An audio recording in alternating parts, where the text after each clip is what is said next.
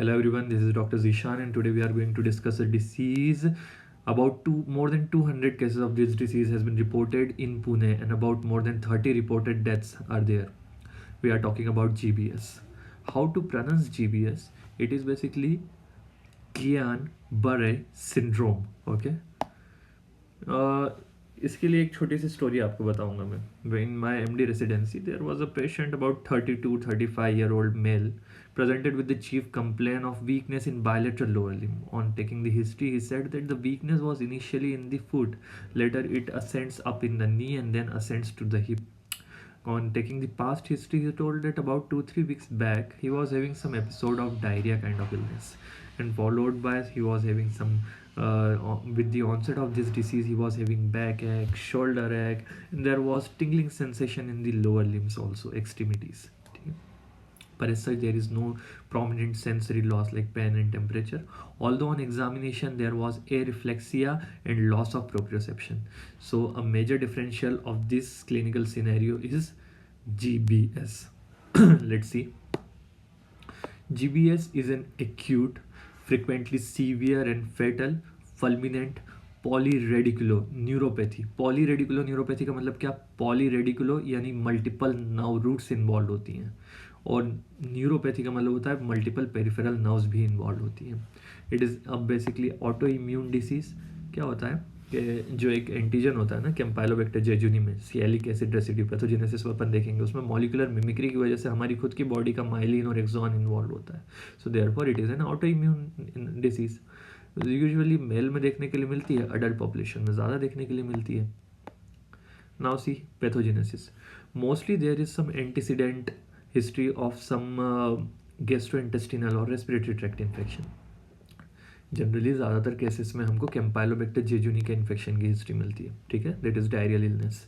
उसकी वजह से इम्यून सिस्टम जो होती है, जो कैम्पाइलोबैक्टर जेजुनी के सियालिक एसिड रेसिड्यू है उसके अगेंस्ट एंटीबॉडी बनाता है. This antibody cross react by the molecular mimicry, virtue of molecular mimicry, they cross react with the antigen present on the myelin as well as the axon.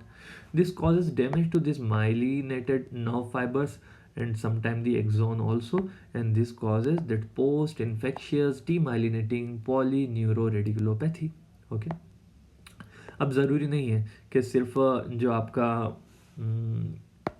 कैम्पाइलोबैक्टर jejuni है वही responsible है. Harrison में multiple दूसरे organisms भी दिए गए हैं that can be responsible, just like human herpes virus, Epstein Barr virus, cytomegalovirus, HIV, hepatitis E, Zika virus, mycoplasma pneumoniae and certain vaccine, specially जो ओल्ड जनरेशन के vaccine थे ना, जैसे कि old rabies vaccine, old influenza vaccine, old swine influenza vaccine. This are somewhat associated with this, although newer vaccines are quite safe.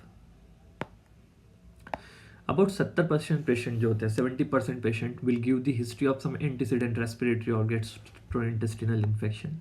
Clinical features की बात करें तो this is rapidly evolving disease over hours to day, इसलिए हमने इसको acute बोला है. It is ascending kind of paralysis.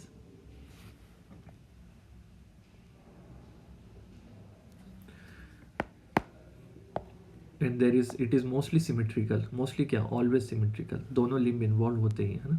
Maximum weakness with in 4 weeks attend हो जाती है, इसीलिए इसका नाम है acute inflammatory डिमाइलिनेटिंग polyneuropathy, polyneuroradiculopathy, one of the variant. Okay. दूसरे वेरिएंट भी देखोगे सबके नाम में एक्यूट आता है. एक्यूट का मतलब क्या है कि 4 वीक से कम में डिसीज प्रोग्रेस करती है, 4 वीक से ज़्यादा प्रोग्रेशन नहीं होता. अगर किसी भी लो वीकनेस या मतलब पैरालिसिस का प्रोग्रेशन 4 वीक से ज़्यादा है, it rules out GBS. Might be CIDP. Okay, one of the major differential. Then there is areflexia. There is pain in the neck, shoulder, back, and also common in the initial phase of the disease without sensory involvement. अच्छा, इसमें बोला है कि proprioception is severely affected. Why? दूसरे sensation तो affect नहीं हो रहे. दिस इज बिकॉज जो प्रोप्रियोसेप्शन के फाइबर्स होते हैं, this are the large fibre which are heavily myelinated. अभी ज़्यादा माइलिन होगा तो ज़्यादा डीमाइलिनेशन होगा, तो ऑब्वियसली उसमें फिर ज़्यादा प्रोमिनेंट फीचर्स देखने के लिए मिलते हैं. Bladder is usually spared. Okay, if the bladder is involve early in the disease then it rules out GBS. GBS नहीं है. क्रेनियल नर्व की बात करें most common cranial nerve involve जो होती है ना जीबीएस में, it is seventh cranial nerve, और बायलेटरल इन्वॉल्व होती है, दोनों side of the face involve होगा, जिसको मतलब बायफेशियल डायप्लेजिया जो बोलने के लिए कहते हैं। तो अबाउट 70% केसेस में 50% केसेस में आपको क्रेनियल नर्व सेवंथ इन्वॉल्व मिलती है। कई बार लोअर क्रेनियल नर्व जैसे 9th 10th 11th ये भी इन्वॉल्व हो जाती है। This is known as the bulbar weakness, ठीक है। एंड बल्बर वीकनेस अगर होगी तो उसकी वजह से फेरेंजियल मसल की वीकनेस की वजह से एस्पिरेशन वगैरह का भी रिस्क होता है। साथ में तीसरी चीज़ क्या इन्वॉल्व होती है इसमें, ऑटोनॉमिक डिस्फंक्शन देखने के लिए मिलता है। ऑटोनॉमिक डिस्फंक्शन की वजह से पोस्चरल हाइपोटेंशन या फिर एरिथमियाज देखने के लिए मिल सकते हैं। तो all the three kind of like neuron can be involve, motor neuron, sensory neurons and the autonomic neuron या nerve cells can be involve in this disease. अब हम आगे बात करते हैं इसकी टेबल की। ये टेबल इतना ज़्यादा हैरिसन में दिया है, ऑल द वेरिएंट्स आप याद रखें ज़रूरी नहीं है, बट लाइक एटलीस्ट नाम देख लेते हैं। There is one is acute inflammatory demyelinating polyneuropathy, AIDP, this is most common, okay. Then next variant is facial variant, जैसे फेशियल डायप्लेजिया मैंने बताया था, जब 7th क्रेनियल नर्व इन्वॉल्व होती है, बायलेटरल तो होता है। Acute motor axonal neuropathy, AMAN. Then acute motor के साथ सेंसरी भी आ गया, सेंसरी एक्सोनल न्यूरोपैथी, अमसन।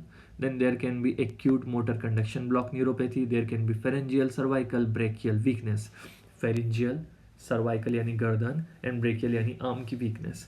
और फिर उसके बाद आता है Miller Fisher syndrome, and then there is CNS variant which is known as Bickerstaff brainstem इंकेफेलाइटिस।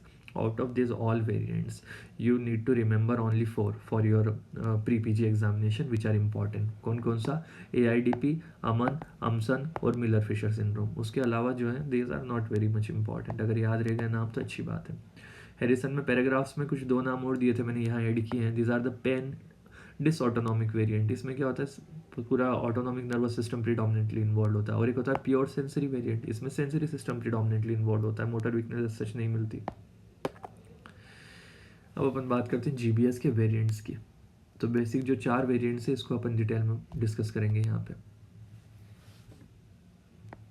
The number 1 is your AIDP। AIDP के नाम से समझो क्या होता है, एक्यूट इन्फ्लामेटरी डीमाइलिनेटिंग पॉलीन्यूरोरेडिकुलोपैथी। तो इसमें डीमाइलिनेशन हो रहा है, डीमाइलिनेशन हो रहा है यानी कि Schwann cell are attacked, therefore demyelination होगा। अडल्ट्स में देखने के लिए मिलता है, मोटर इन्वॉल्वमेंट ज़्यादा है एज कम्पेयर टू सेंसरी। जो एंटीबॉडीज़ में देखने के लिए मिलती है उसका नाम है GM1 antibody. These are important, कई बार पूछा गया है which antibody is seen here, so it is GM1 antibody. और मोस्ट ऑफ द क्वेश्चंस में पता है AIDP इज GBS, अगर आपको कोई स्पेसिफाई नहीं किया उन्होंने वेरिएंट और कोई भी क्वेश्चन GBS से रिलेटेड पूछा है, you have to answer in the term of AIDP because it is the most common variant. Next आता है अमन।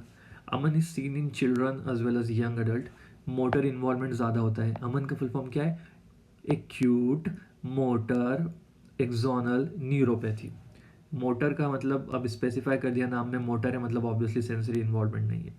दूसरी चीज़ एक्सोनल बोला है, ठीक है। ये डिसीज 2 तरीके से प्रेजेंट कर सकती है। एक हो सकता है डीमाइलिनेशन कर दिया कि एक्सॉन के बाहर जो माइलिन है उसमें अफेक्ट हुआ, तो डीमाइलिनेशन हुआ है तो रीमाइलिनेशन इजीली हो जाएगा ना, तो इसमें रिकवरी बेटर होती है, तो इसका प्रोग्नोसिस अच्छा है आपका AIDP का। जबकि जो ये एक्यूट मोटर एक्सोनल है और एक्यूट मोटर सेंसरी एक्सोनल है, ये दोनों एक्सोनल पैथी है, बेसिकली एक्सॉन को ही काट दिया गया है। अभी एक्सॉन में इंजरी हो गई तो फिर वापस से उसका सब रिकवर होना इज़ वेरी डिफ़िकल्ट ना, तो इसलिए इनकी प्रोग्नोसिस थोड़ी पुअर होती है।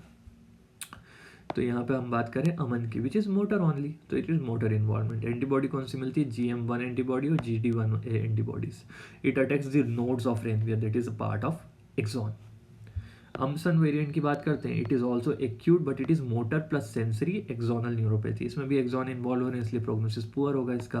मोटर सेंसरी इक्वली इन्वॉल्व है, GD1B antibodies, GD1A antibody involve होती है। सेम ये भी नोड ऑफ एनवियर अफेक्टेड होता है और इसका वर्स्ट प्रोग्नोसिस है बिकॉज सेंसरी और मोटर दोनों इन्वॉल्व हैं। Then there is Miller Fisher syndrome. Miller Fisher syndrome is very interesting. इसमें क्या होता है, सारे GBS में motor weakness motor weakness motor weakness, Miller Fisher syndrome बोलता है ना भाई, हमारे पास मोटर वीकनेस नहीं होता, हमारे पास एक ट्रायड होता है, वो याद रखो, AOA। A से एटेक्सिया, O से ऑप्थेल्मोप्लेजिया और A से एरिफ्लेक्सिया, इसका ट्रायड होता है without any significant motor weakness. This is known as Miller Fisher syndrome. It also attack the Schwann cell, तो एक kind of demyelination only. Investigation की बात करते हैं। जीबीएस में याद रखना है, there are 2 investigations, there are 2 treatment modalities. Investigation क्या क्या कराओगे? नर्व कंडक्शन स्टडी करा लो, सीएसएफ करा लो। सीएसएफ कराओगे तो क्या होगा? बेसिकली ऑटो इम्यून डिसीज़ है, कोई इन्फेक्शन नहीं है, तो इसलिए इम्यूनोग्लोबुलिन्स बढ़ है, एंटीबॉडीज़ बढ़ हैं, सो प्रोटीन तो बढ़ेगा पर सेल्स नहीं बढ़ेंगे कोई न्यूट्रोफिल्स लिम्फोसाइट सीएसएफ में। Therefore there will be albuminocytological dissociation. Okay, this dissociation is very nicely seen in the second week of the disease। अगर फर्स्ट वीक में करते हो ना CSF तो मोस्टली ये फाइंडिंग्स नहीं देखने के लिए मिलती है। तो यहाँ पे इन्होंने बताया है कि ऑनसेट जो होता है वो 48 आवर्स आफ्टर द वीकनेस होता है इस एल्ब्यूमिनोसाइटोलॉजिकल डिसोसिएशन का, और जो पीक होता है वो फर्स्ट वीक के एंड पे होता है, यानी कि सेकेंड वीक के स्टार्टिंग फेज में। दो ट्रीटमेंट मोडेलिटीज़ क्या क्या हो जाएंगे हमारे? दो ट्रीटमेंट मोडेलिटीज़ होती है IVIG और प्लाज्मा फेरेसिस। इंपॉर्टेंट क्या है कि IVIG जो है इनकी सेफ्टी प्रोफाइल बेटर है, इसलिए हम इसको प्रीफर करते हैं। IVIG का डोज होता है 2 ग्राम पर केजी बॉडी वेट। अगर 50 किलो का आदमी है तो 100 ग्राम तक अपने को देना होता है ओवर 5 डेज डिवाइड करके। प्लाज्मा फेरेसिस कर सकते हैं। ओके, सो बेस्ट है कि आप विद इन 14 डेज ऑनसेट के आप दे दो ट्रीटमेंट, तो दैट इज़ बेस्ट। और अगर जैसे प्लेटियो अटेंड हो गया है, मोर देन 4 वीक्स हो चुके हैं, डिसीज़ और प्रोग्रेस नहीं कर रही है, तो there is no point of going for the treatment. There is no role of steroid as such here. In the CIDP there is role of steroid, but यहाँ पे कोई रोल ऑफ स्टीरॉयड नहीं है GBS में। Prognosis की बात करते हैं तो रिकवरी 85% पेशेंट्स में यूजुअली हो जाती है, 10% पेशेंट में कुछ सिक्वली देखने के लिए मिलता है, और mortality is around 5%। About 30% of the patients need ventilator support in the course of the disease. एक MCQ जो 2-3 साल पहले इसमें पूछा गया था नीट में, दैट इज़ इसके लिए कौन सा क्लिनिकल डायग्नोस्टिक क्राइटेरिया का नाम बताइए GBS के लिए, that is the Brighton's criteria. So this was all about GBS। Thank you.